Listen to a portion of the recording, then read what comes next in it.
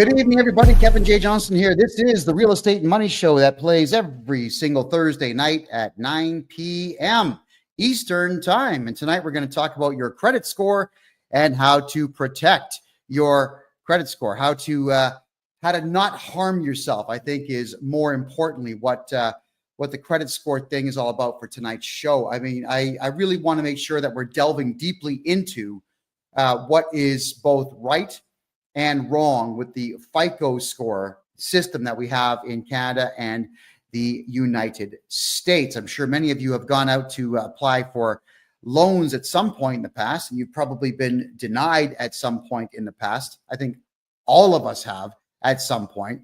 And with being denied a loan or just an opportunity even to rent, it's soul crushing. It's heartbreaking. And typically you have no idea why you've been crushed, why you can't get that loan, why you cannot rent that place, why you can't get the car lease that you want, why you can't get a simple $500 credit card. These are things that are very important to understand. Now, I don't have all of the answers because unfortunately, FICO score algorithms are quite hidden from the public. They don't really tell us what they're basing all the positive stuff on, but I do have some of what to do. However, even though I don't have all the positive stuff that you can do, I've got the vast majority of the negative stuff that you can avoid to keep your credit score in good standing. So first things first is you want to talk about how you can find out what your credit score is. There are two major corporations in North America that people will go to check your credit score when you're applying for anything, any kind of credit whatsoever, or any kind of lease or rent. All right, that would be Equifax, EQUIFAX, Equifax.com in Canada. It's .ca. And the other one is TransUnion. Now, as far as I am concerned, these are criminal entities.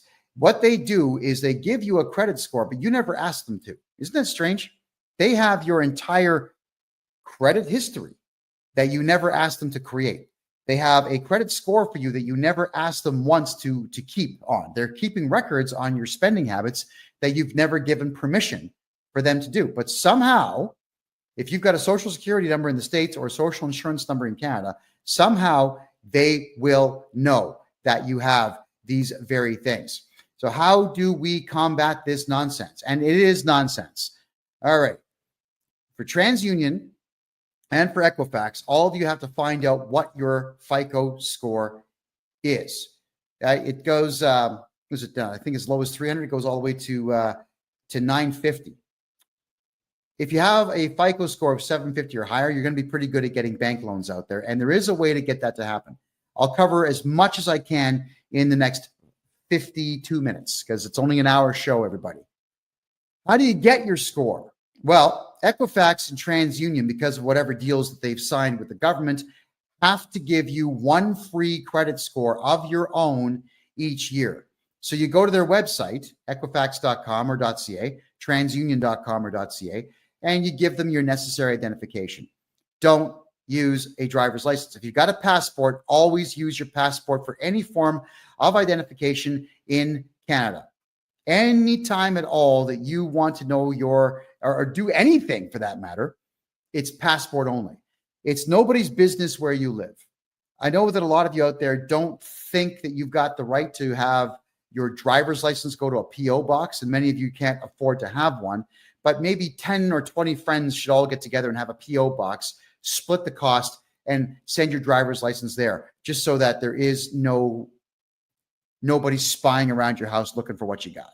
All right. And the reason I say that is as a podcaster, unfortunately, when I was podcasting in Calgary in 2021, everybody in the city knew where I lived. They all knew that there was going to be a podcast taking place there. So we always had to double lock and triple lock our doors. So we had the front door was locked. We put a steel cage over the window of the room that we used, and we installed an extra door in the hallway and put a lock on that just to buy time if anybody chose to break in. It sucks when people know where you live. So don't let anyone know where you live. But you are allowed to get yourself that free credit score, and you got to find out everything on that credit report that is harming you. Now, you have the right to object to everything on your credit score when you get it. Now, don't be silly and object to everything at the same time. What you got to do is you got to pick on small stuff. So what you got to look out for is late payments on credit cards. You got to look out for a bill you didn't pay and figure out who it was you didn't pay it to. You got to look for what's called the R9. R9 is when you just completely abandon a debt. All right. How do these things get there? Well, people that you didn't pay will put it there. Sometimes people you don't like will put it there to damage your credit score, damage your reputation. So you want to begin writing simple letters, send them registered mail to Equifax saying that you have no idea what that is. It seems like it's either erroneous or it's fraudulent. Please remove it. And they are obligated at that point to prove that there was a debt. You don't have to prove there is no debt. They have to prove that there is one.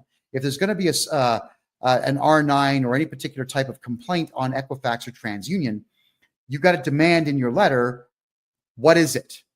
Who's the contract with? Where did it come from? Why is it there? And they've got to prove all that. If they can't prove it, you have to demand you deal with this in 30 days or you must remove it, and they will remove it. R9s are a bit more difficult if it's a credit card company, because obviously the credit card company will be able to prove it, but we can still argue it. You want to make sure that each time you get something off your credit score, that you send another letter in complaining about the next thing. Get your credit score to be patched up as quickly as is possible. Now, what is it based on? Well, here's a graphic, everybody. I got to put this white piece of paper here so you can see all the numbers. All right. 30% of your credit score is based on the amounts that are owed. 10% is on new credit that you acquire. 15% is the length of your credit history. I'll move the microphone here. 10% would be credit mix. It's not really defined all that well. And 35% will be your payment history. Okay, where do we begin with this?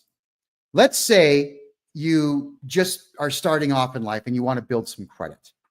How do you do it? Well, you would apply for a simple credit card, get yourself the minimal amount, which is a $500 credit card. They usually will just give those out to everybody. They really will. Go to a bank machine, take a cash withdrawal, hide the money somewhere. A week later, pay it off. Do it again, pay it off. Do it again, pay it off. Just keep doing this. So while you're taking cash withdrawals on your credit card, don't make purchases because you got to pay for the purchase. You're taking out cash and you're going to put it back on. Yes, you're going to pay a transaction fee, depending on the machine, $1, $5. It's going to be something like that, but you're building credit. You're building a history of paying your bills to a major creditor. Then you'll go to a bank, you'll open up a bank account, and you'll ask for a very small bank loan. Let's say $1,000. Why? Oh, it's for school and I got to buy a laptop. Oh, okay, that's fine. They'll get it to you. Don't spend it. Put the money in a hidden, hide the money somewhere that no one's going to find it. Make 3 payments and then go pay it off. Now you got to ask for $2,000. Repeat the process. Make 3 payments and then pay it off. Don't spend the money, because then you have to go out and earn that money. And now what you're doing for your credit score is you're building credit score points up. And it works. Eventually you'll get a $5,000 loan, then 10, then 20. You're going to keep doing this until you actually need to borrow on something in the future that will improve your life. Like, let's say a car, a truck. Don't buy those. They depreciate. Better yet, a house. Or you could lie and say you need a loan to buy a house, but then just go ahead and buy a ton of Bitcoin. And when the Bitcoin appreciates, pay off the loan. All right. You always want to make sure that if you're building credit, that you're constantly paying these loans and these credit card debts off. And it's all about borrowing money, not spending it, and then paying it off within a timely fashion, we'll call it, within a good period of time. But what they don't tell you is, let's go back to this chart here, is that new credit is only 10%. All right. So it's only 10%, but 35% is your payment history. So if you get small amounts of credit here, like 10%, and then here, you get 35% based on your actual payment history, 45% of your credit score could be based on your decision to take money out on your credit card and pay it off, take out small bank loans, and pay them off. Amazing, isn't it? 45% of your FICO score is based on you gaming the system. Hey, I wish they told us that. They should teach us this in school, but they don't, because they want you in debt. I want everybody watching this show to make money, get bank loans, and be out of debt. That's what I want. So I'm telling you that you got to pay attention to the fact that 45% of your FICO score is going to be based on you borrowing money and paying it off. You do it forever, for your entire life, starting from the day you become an adult till the day you die. Keep building the FICO score. Now, why would you want to do this for your entire adult life? Well, you didn't hear this from me, but let's say by the time you're 60 years of age, you've had enough of society, you've had enough of human beings, you've had enough of working, you've had enough of everything. Let's say you've got a really good FICO score, like an 820. You could walk into a bank at that point and say, hey, I got an 820, you know, I've got no R9s, I'm really good with my credit. You could take a bank loan for, let's say, 300, 350, and then go to, I don't know, Vietnam, Thailand, and live like a king. Don't bother paying it back. So what you're doing here is you're building your credit up to the point where you can just borrow a huge amount of money and retire.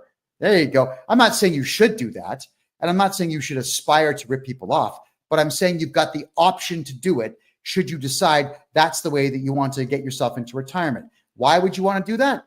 Well, because Canada Pension Plan is going to be empty by 2032, so it's not like you're going to get a pension, and it's not like Social Security is going to be doing any better. I think, personally speaking, that the Social Security in the United States is going to be empty by 2040. I don't see a way to keep it afloat. It's a big Ponzi scheme, and it's running out of money. And now that all the illegals are going to be collecting it, good luck, America. So you're paying all these taxes into this system, and you're not going to benefit from it. So why not have the adult plan to have that money ready to be able to be borrowed by the time you hit that age, so you can disappear with that money?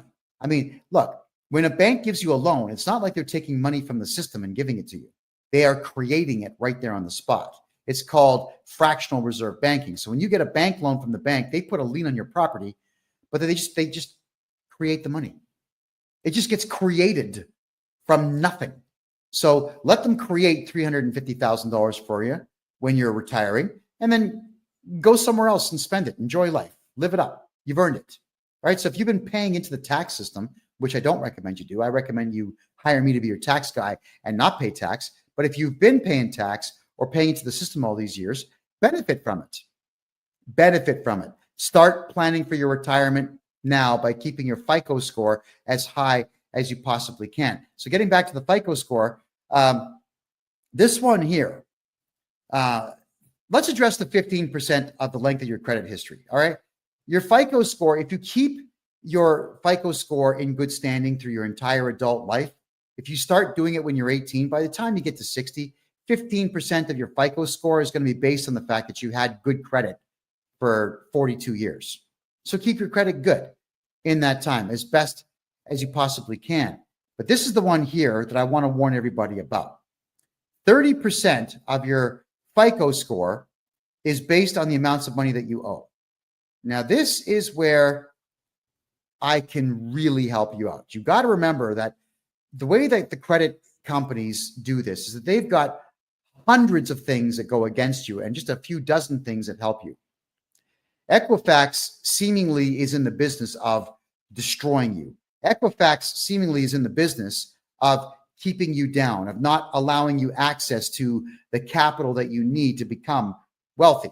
That's what it seems like they're doing, which again, in my opinion, makes them criminals. But it's not like I can walk in there and just shut the company down, but I can tell you how to combat them.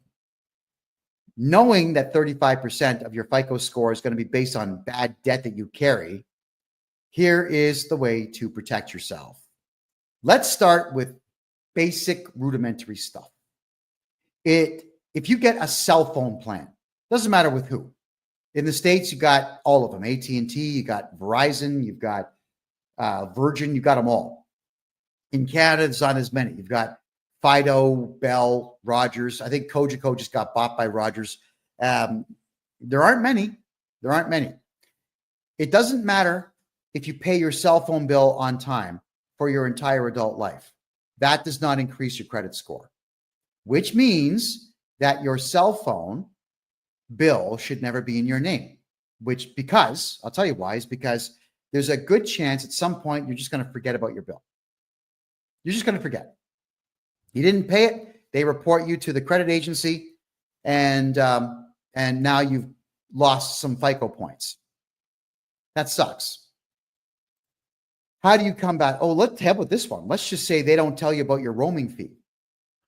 And this has been happening with a lot of Canadian accounts. You go to Italy or you go to Germany and your phone gets turned on for just a brief second by accident. And all of a sudden, boom, $1,500 worth of roaming fees, just like that. Crazy. And if you don't pay it or you argue it, they just tag your credit score. So you can never put your cell phone in your real name, ever. You can't really do that with Bell and Rogers and the big boys because they want to see identification. But you can do it through a corporation. That is correct. You take your corporate documents in. You say, "Hi, my name is, here are the corporate documents. We want to get a corporate cell phone plan." Then they'll say, "Well, we want to secure it against you personally." I'm saying, you tell them, no, it's for the corporation. If you guys shut down this phone, we can't do business. I'm not going to secure it personally. And if you argue enough and just decide, okay, you know what, leave, then go to another cell phone dealer. They're all over the place. How many times have you seen foreigners that own cell phone shops? They'll find a plan. Somebody will do the deal. Just keep doing it until you find someone to do the deal. Make sure your cell phone plan is never in your name, ever. Okay? You get that? Doesn't matter if you're paying on time. It doesn't help your FICO score. But if you miss one bill, it hurts your FICO score. So your cell phone has got to be in that name or a company name, which you could also do. Let's say you're renting a place and you've got to pay utilities. If you've opened a corporation specifically to keep your name off of bills, then what you would do is get the internet bill and the gas bill and the electric bill and the water bill all put into, yes, you guessed it, a corporation. All of it. Even if the corporation's not making money, who cares? If you skip on a bill, it doesn't matter. They're going to bill the corporation. Just as long as your name is not listed as the director of the corporation, everything's going to be fine. Now, I do corporate courses on this. And if you want to get involved, come January 1st of next year, we're going to have a subscription-based website where for $25 a month, I'll be doing 1 or 2 shows a month that are private to members only to learn this stuff. But this is the general synopsis of how to protect your FICO score.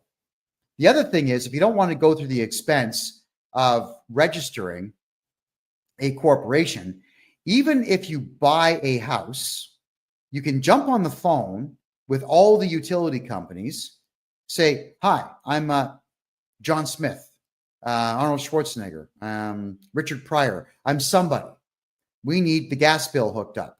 In most provinces in Canada and about half of the states in the United States, they don't ask for identification or even clarification. They say, "Yeah, no problem. We'll send someone out. We'll get you all hooked up." Ta-da. So now the bill is in someone else's name. Why? Because if you pay your gas bill on time for 45 years, it doesn't positively benefit your FICO score. If you pay the water bill, it doesn't benefit your FICO score. If you pay your internet bill on time, it doesn't benefit your FICO score. Nothing benefits your FICO score when it comes to household utilities, but it can hurt you. So let's really go down the rabbit hole here. And I'm sure all of you have maybe heard of Text Now. It allows you to have a separate phone number on your cell phone plan. All right. So you get a Text Now phone number, and that's the one that you would use for all of the bills on your house, especially if you're renting. If you're buying, it's great. I mean, do the same thing. Have the bills in a fictitious character's name and have them phone your alternate cell phone number looking for payment on the bills, because you're going to miss a bill.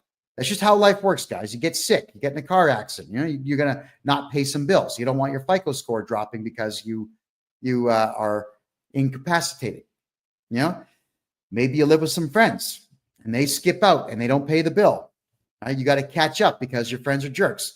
Yeah, maybe you got a boyfriend, girlfriend, whatever it is. You guys break up. Someone doesn't pay the bill. If it's not in your name, it doesn't matter. Also, what you can do is, let's say, for argument's sake, if your gas bill, your electric bill, your whatever bills you got for your house are not in your name and you're behind on things, you can call them up and say, yeah, hey, it's John Smith. I need you to disconnect the gas and the water and everything else. I'm moving out of this house that I'm renting. No problem. They'll cut everything off. Tell them to send the final bill to your email address or text it to your phone. They will. And then you get rid of that particular text now phone number. And 2 days later, you get yourself another text now phone number or another one of the like Hush phone number. Any of these phone numbers that are voice over IPs, call them up saying, different voice. Hey, what's up? I'm Ricky Savage Michelson, and I got to get some bills. I just moved into this rental house. And the process starts all over. So you can actually get away with not paying between 3 and 4 months worth of bills, and you get a new name attached to the same residence that you are living in, and it doesn't hurt your FICO score. Right? It doesn't hurt your FICO score. If you're not going to pay bills, it doesn't hurt your FICO score. Now, I'm not encouraging all of you to not pay bills if you don't have to. I'm telling you that I understand with our rotten economy in North America right now and the severe lack of money in the money supply right now, that these are the options that you have to give yourself. So FICO score, protect it by making sure the house bills are not within it. If at all, if you can avoid anything, if you can avoid using your real name on anything, you have to avoid using your real name wherever you possibly can. The driver's license is usually where you all get screwed. When you use a driver's license as identification and it's got your home address on it, whoever wants to harm your FICO score can do it. If you absolutely have to show identification that's got your name and face on it, passport every single time. If you have an expired passport, keep it, because you can use that. If they say, we want to see 2 pieces of ID, 2 passports, and they might say, well, one of them is expired. So there is no law that says you can't show expired identification. The only problem with an expired driver's license is that you can't drive with it, but you can still use it as identification. The only problem with an expired passport is you can't fly with it, but you can still use it as identification. Any photo ID card in Canada that expires can always be used to identify you. You just can't use it for the prescribed use that it's for. So don't listen to anybody's crap when they tell you that you can't use that expired driver's license, health card, passport. You can. It doesn't have to be updated to be valid. It's still valid. And that's the beautiful part of identification. So if your passport is going to expire, order a new one and don't take the old one in and turn that in. Whenever you get a new driver's license, anywhere in Canada, you can say, I lost it. I just lost it. Can I have another one? Keep the old one. If you're able to, have all your identification go to a post office box. Or, if they don't like to use P.O. box in the address, fine. Then go to mailboxes, etc. UPS store. Go to any of the retail mailbox places and get yourself a mailbox and use that. Because if you go to the UPS store, for example, then what they do is they actually have an address. 7400 Main Street, suite number 404. That would be your box number, but it won't say box number. It'll say suite number, which is exactly what you want to do. I can't stress enough that this is no longer the 1970s. In the 1970s and the 1980s, people would ring your doorbell to say, hey, I'm happy to see you. Like, thank you for your friendship.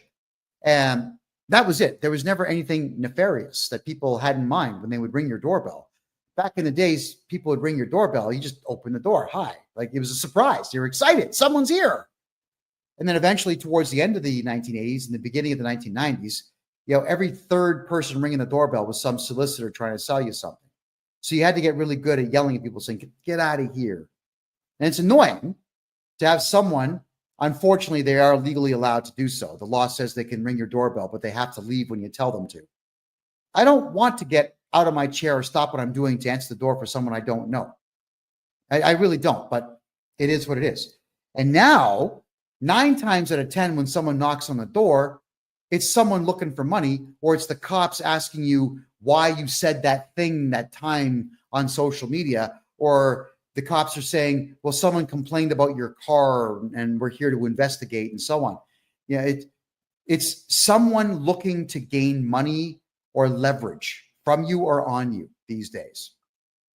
So unfortunately, with the way the world is these days, you want to make sure that nobody has access to your front door anymore. This is not to do with your FICO score. This is just you personally protecting yourselves. If you have the means to build a cage in front of your front door these days where someone has to enter the cage to get at your front door, I strongly recommend that. It's sad that our society's crumbled that way, but it has. So you cannot let people have leverage on you. And that's the same thing with phone calls that come in. I can't stand the fact that if you have a landline in Canada, you get absolutely bombarded by people from outside the country trying to sell you something and asking questions. And unfortunately, Canadians and Americans, they're high trust societies, so people answer questions. Like, don't answer questions to people that phone you. They're fishing for information to steal your identity. Start hanging up the phone.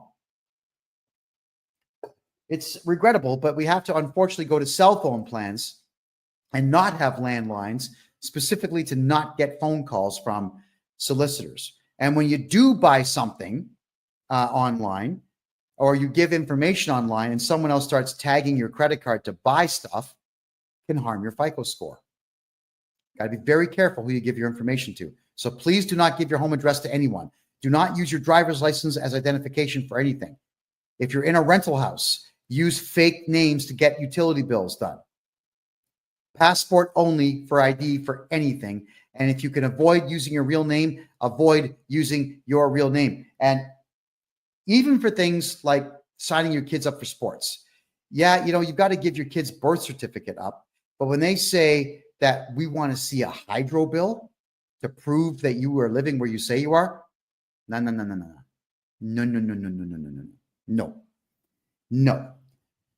I want all of you to change how you think. Everybody out there, you have to assume everyone out there is a scumbag and everyone out there is going to try to steal from you. And like, I went through this nonsense in the province of Ontario with the Ontario Lacrosse Association, run by 2 very animalistic savages who were harming children. And I exposed them in the book I wrote, Lacrosse is Dead, which is free on my website, by the way. And in there, what they would say is that if you were going to sign your child up to play lacrosse in my hometown, Mississauga, that you had to prove you lived in Mississauga. Why? What does it matter? What if you lived on the border in the next town over called Oakville? But to play in Oakville, you had to go 24 kilometers that way instead of 1 kilometer that way. Why would you want to waste time and fuel? Why do you have to prove this? So all of you, when you know in advance that you may have to show a bill to prove that your kid goes there, get an affidavit done instead. Write up an affidavit. Hi, my name is, I'm of this age, and this is to certify that I live in the province of Ontario and the city of Mississauga in the community of Arundel, Meadowvale, Cooksville, Heartland, whatever. I live in the city of Toronto in Scarborough. You don't have to give your address, because if you're swearing this in and having an affidavit stamped in Canada and the United States, it's just like you testified in court. They've got no choice but to accept it. And if they don't, you can do what? File a lawsuit. That is correct.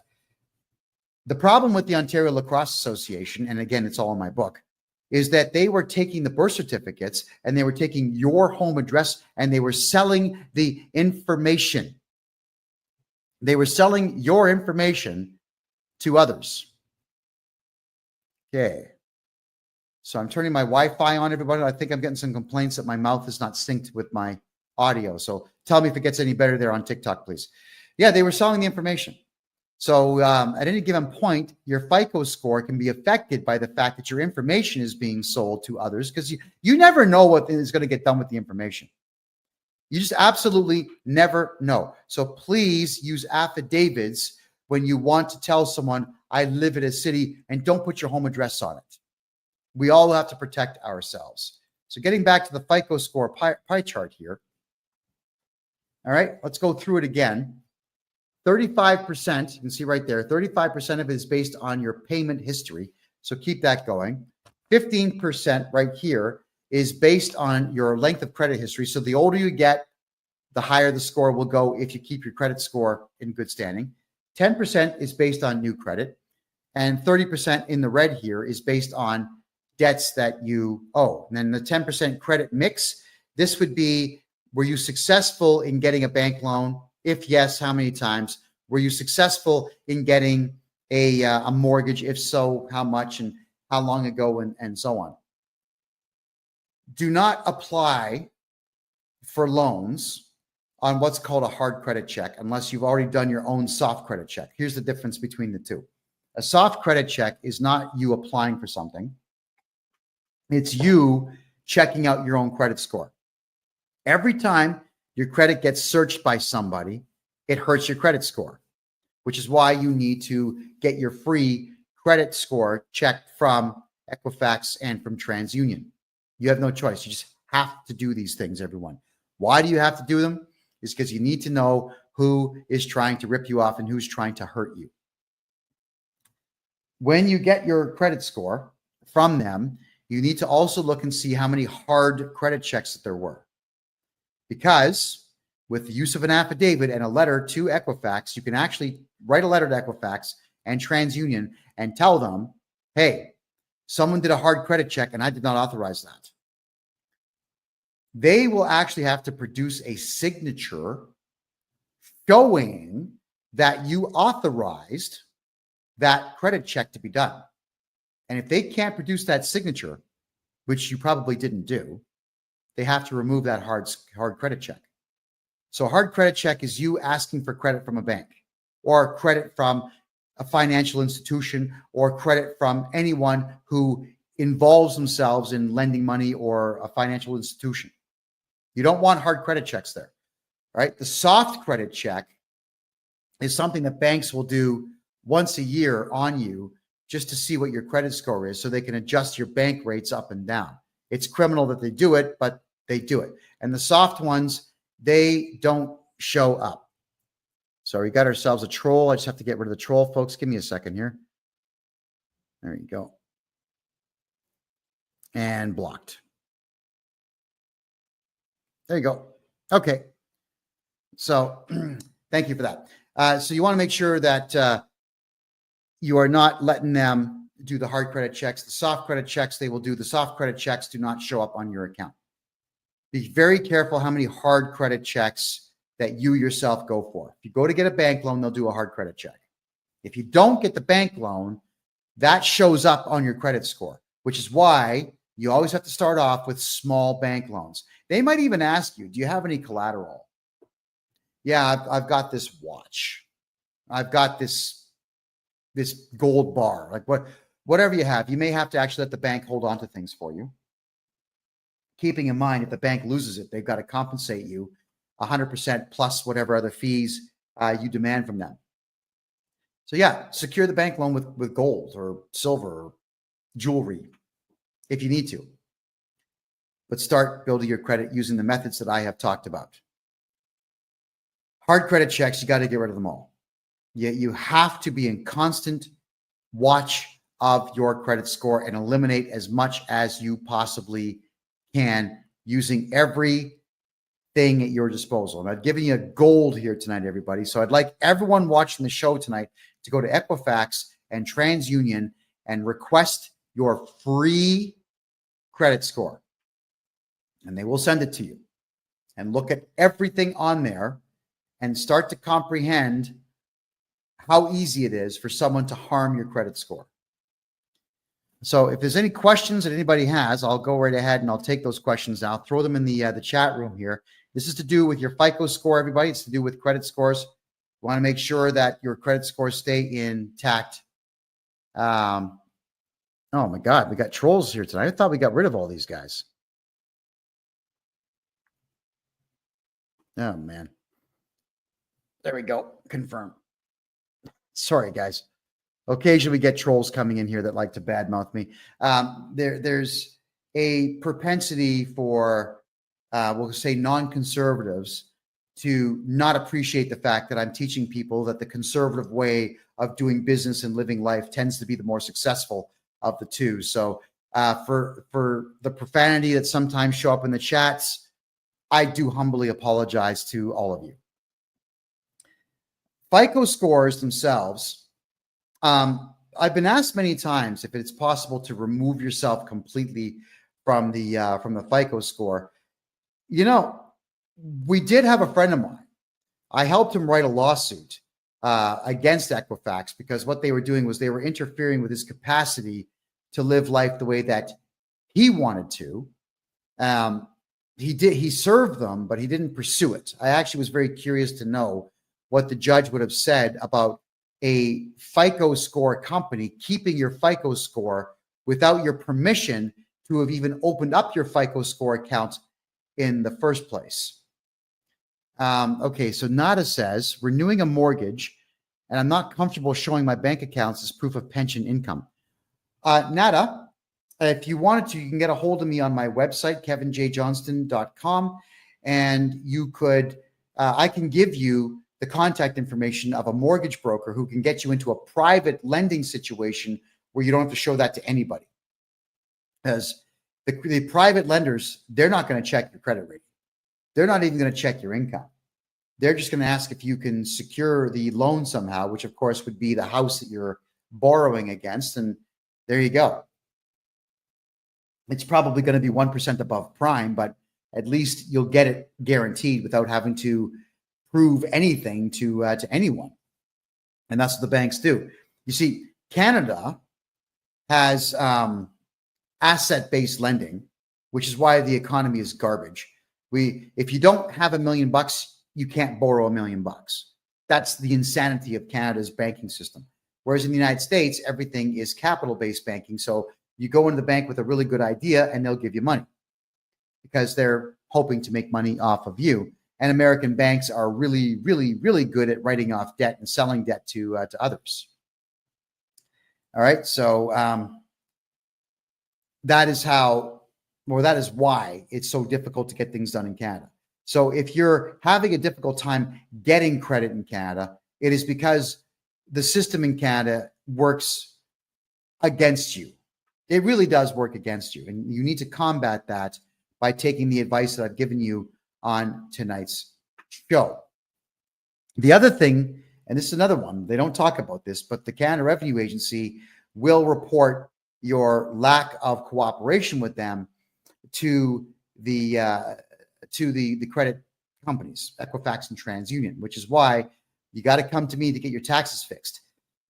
I know that you don't want to pay taxes. I get it. And technically, it's actually illegal to collect taxes, technically, but you're not going to win that argument. If you're going to pull the free man on the land stuff, the sovereign citizen stuff, you're going to lose. So what we got to do is make sure your taxes are done properly. I can get you back a fortune. Look, if I was to redo your taxes and get you back everything you paid over the last 10 years, that's not going to affect your FICO score negatively. But if you don't do your taxes for 10 straight years and you ignore them for 10 straight years, you better believe that will affect your FICO score. When we do all your taxes at one time and we find out that you don't owe money, it's going to increase the FICO score a little bit, but not much. It's not like the CRA is going to report to the credit agencies saying, oh, yeah, now he did his taxes, remove that, please. That's not what they do. That's why you have to be in constant contact with Equifax and TransUnion to be able to reverse the damage that's being done on your credit score. So to be able to remove yourself from the whole credit score thing is not something that I have pursued yet, but I'm sure at some point we're going to be able to figure that out. I'm sure there's case law somewhere in the world where that has been done. And if anybody out there knows the case law, send it to me and I'll read it and I'll interpret it and then I'll get another interpretation on it and then we will talk about it on this show. So everyone, FICO scores, very important. And for the next 15 minutes, what I will do is I'm going to recap what I've talked about in the last 45 minutes. So for those who are joining us late here, you'll get a chance to hear what I have to say on this. And with your FICO score, it is based on the following factors. So let me just bring the let's see here, and bring the chart back up for you. So right off the hop, 35% of it is going to be payment history. Your payment history is 35% of your FICO score, which is why you want to make sure that when you're borrowing money, you're not buying stuff. You're borrowing money for the sole purposes of building up your credit, because 10% is based on new credit that you get. So 45% of your credit score, everybody, is based on you acquiring some credit and keeping it in good standing, which is absolutely what all of you should be doing. Get what I was saying earlier in the show is you go to your bank machine with your credit card, get a credit card for $500 on it, take money out, hold on to it, pay it off a week later. Take more money out on the credit card, cash advance, pay it off, cash advance, pay it off. If you do this every week, that's 52 positive FICO score increases per year on just that one credit card. So once you've done that, you could apply for another credit card. So get a Visa and a MasterCard, both with $500 on them, and do the same thing, like Visa, MasterCard. Go to the bank machine, pull the cash. So if you have 2 credit cards, then that's 104 positive influences that you can have on your FICO score. Isn't that incredible? So after a year of doing that, as I said earlier in the show, you go and get a bank loan for a small amount of money, $1,000. Tell them you're buying a laptop for school. Keep the money in your room, hide it, make 3 payments, pay off the loan early. And meanwhile, while you're doing this, you're playing the credit card game. Then get a loan for $2,000. Make 3 payments, pay it off. Don't spend the money. Never spend the money. You're just taking it out for the purposes of putting it right back in and building your FICO score. Just keep getting bank loans so long as you've been building credit slowly. And then eventually you'll have yourself in a position where you could get a mortgage in the future. And let's just say you do get a mortgage in the future and you pay it off in good time and good standing and whatnot. And you keep your FICO score over 800 points. By the time you get to your 60s or 70s, you can get yourself a very big unsecured loan and just keep the money. And that's your retirement plan. So your retirement plan should not be Canada pension plan. It should not be Social Security in the States. It's going to be empty by the time anybody my age gets to retirement age to collect on it. You're never going to collect on it. Build a good FICO score. Take the money, take a loan out when you get older, pocket the dough. Pocket the dough. It's yours. That's why I'm encouraging all of you to build credit and keep it in good standing. When you rent a house or you buy a house, none of the utility bills in that house should ever be in your name. Just in case you forget to pay a bill, you get sick and you can't pay a bill, you lose your wallet, you can't pay a bill, you get robbed, you can't pay a bill. If it's not in your name, it doesn't matter how late you are. It's never going to affect your credit score negatively. And that's exactly how you should want it, where it never affects your score negatively, period. Cell phones should never be in your name because at some point, I promise you, you will miss a bill or you're going to go over on your data or someone's going to ghost your phone and they're going to use your data. You got a big bill and you can't pay it, never in your name. And if that means that you need to get prepaid phones, then so be it. Not a problem. And for those who want to buy a property here in Panama, everybody, get a hold of me on my website, kevinjjohnston.com. Now, how do you not use your name when you're getting bills? In Canada, it's real easy. When you phone up saying, hey, from an alternate phone number, like a hush phone number or a text now phone number. Hey, what's up? My name is Billy Joe Jim Bob Barker. and I would like to have gas in this house. I'd like to have water in this house. I'd like to have internet in this house.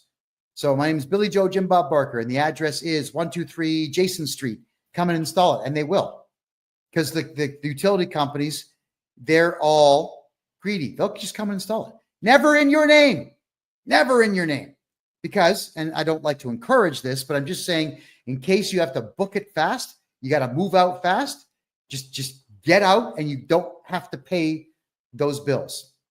Hotmail's free, Gmail's free. Whenever they ask for an email address, give them an email address. It's like not fake. It's valid, but that's the one that you're going to use for those particular sets of bills. And that way your FICO score never gets hurt because you have missed bills or you skipped out on bills. It's a rough world out there. It's a very rough world out there. And quite frankly, with the nasty and useless service I've gotten in the past from Enbridge, Gas in Canada, from EnerSource, from all these companies, from Bell Canada for phones and whatnot, I don't care about them. These are multi-billion-dollar corporations that are multi-billion dollars corporations, not because they're good at what they do, but because they were established more than 100 years ago. So they've had 100 years to amass wealth. That's what it is. And do I care that the founders of the company may not like the fact that I'm not paying the bill? They've been dead for maybe 50 years. Who gives a crap? I don't care about massive conglomerate companies. My job is I help the little guy. I've been doing that for a very long time. And I help people retain their tax dollars, get their tax dollars back, not pay taxes and not pay bills that are going to interfere with their FICO score and their credit score in the future. And Shooker, if you haven't done your taxes in 10 years, it's okay. Get a hold of me. I'll get them all done for you at one time, and you're not going to pay a penny to the CRA. That's a promise. Get a hold of me, and we'll get them done. My name, KevinJJohnston.com. Let's wipe out your tax bill. And in fact, I prefer it when someone hasn't done their taxes for 10 years because I can get that tax return done in about 3 days. You're going to owe no money. It's going into the CRA, and that'll be the end of it. All right. So that's how it all works. Awesome. Okay. Next here, I'm just having a quick look at the questions now. All right. Moon Goddess is asking, shouldn't credit scores be irrelevant since financial institutions go into our QV accounts that are all caps? That's free man stuff, Moon Goddess, and that stuff may work if you are an absolute expert in it, but for the most part, it doesn't work, and I wouldn't count on that. What I would do is play their game in their arena, keep your FICO score as high as you possibly can, and you're going to be just fine. All right, stay away from the free man on the land, people. Okay, guys, they're going to hurt you, not help you. That's the big problem with the free man on the land stuff is you've got individuals who think they've got some magical solution, and they don't, using magic words, like sprinkling fairy dust on your paperwork and it goes away. It's not how it works. Do it my way. My way is I know the law. I've studied tax law for 40 years and criminal law for 20 years and civil law for 20 years. I know what I'm doing. We use the law and the rules of the land against them. Do it that way. How do you become a millionaire farmer?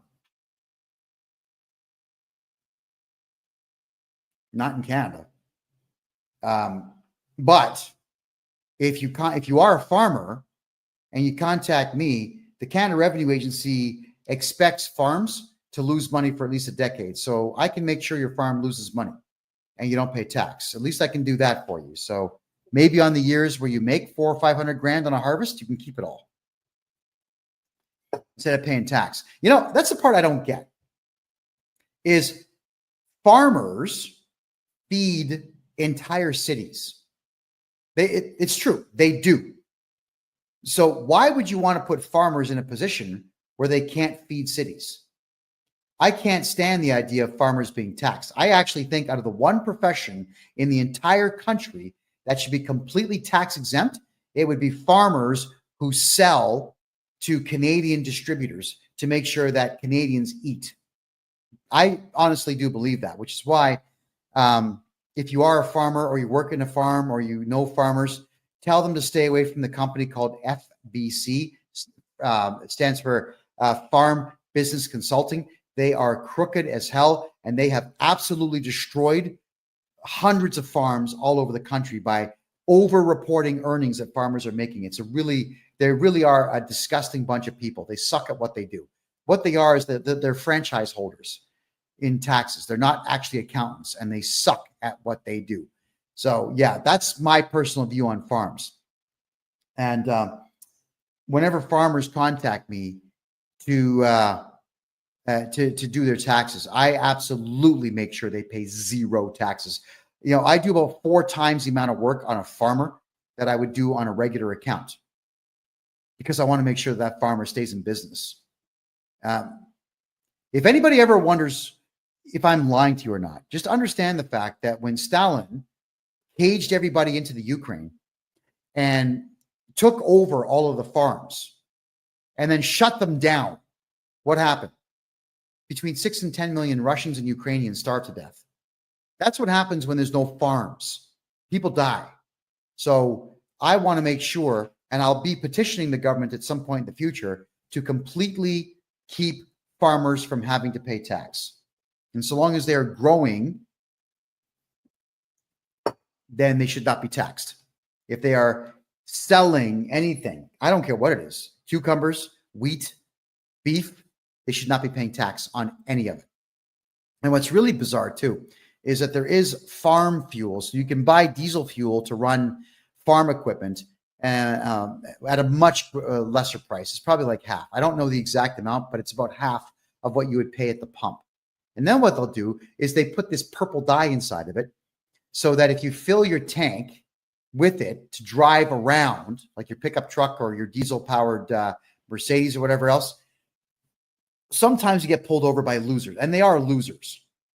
These supposed traffic guys, like in the province of Ontario in Canada, they're called MTO, right? And they're the guys who couldn't pass the psychological exams to become cops. So instead, they sit in these cars that have sirens on the top and cherries, and they'll pull you over saying, well, I work with the MTO, and I'm going to take your license plate. And they actually will go inside your gas tank and pull it out and see if the gas is purple.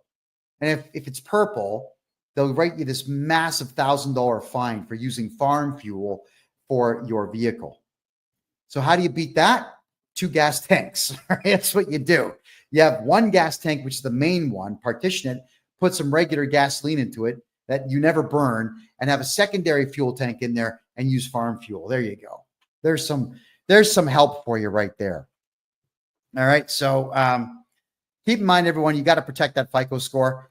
Rewatch this show, which is going to repeat all weekend now on Rumble. Just type in freedomreport.ca to watch the repeat. I'd like all of you to take the advice that I'm giving you here to make sure that you build credit and you hold on to credit so you can use your good credit score in your 60s and 70s to take out massive bank loans and never pay them back and retire with the bank's money. Because if anybody out there screws the banks in Canada or the United States, I'm a happy guy, because that's all the banks do out there is rip we, the small guy and gal, off on an absolute regular basis. That's crazy. My name is Kevin J. Johnston. Thank you very much for being here. This is the Real Estate and Money Show, where we talk about real estate, money, investment, gold, silver, and taxes. And we do it every Thursday at 9 p.m. Eastern Time. I want to say thank you all for being here. I can't wait to see you again next week, which we will do at freedomreport.ca. Have a great night.